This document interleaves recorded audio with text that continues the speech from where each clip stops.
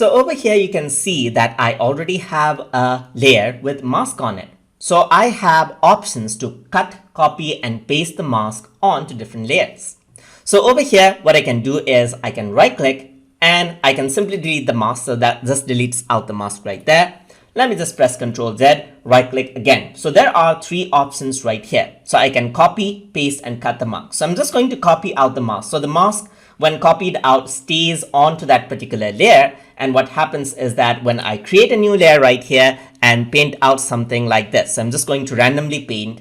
So what I can do right here is I can right click and I can paste out the mask. So what that does is that now you can see that the same shape of the mask has been pasted out onto the top and only that layer is visible now.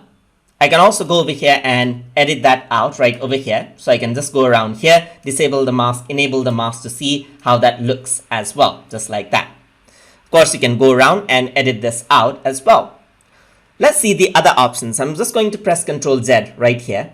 Keep on pressing Ctrl Z. And over here, now what I'm going to do is I'm going to cut out the mask and then paste it. So when you cut out the mask, it gets deleted from the layer which it was currently on, but it is copied onto your clipboard. And then what you can do is you can right click on any of the layer that you want to add the mask to and then simply click on paste mask. So what that did was that the mask has been created on this layer right over here, as you can see. And then that is how you can cut, copy, and paste masks inside of Adobe Fresco. So hope you guys learned something as always. And as always, please like, comment, share, and subscribe.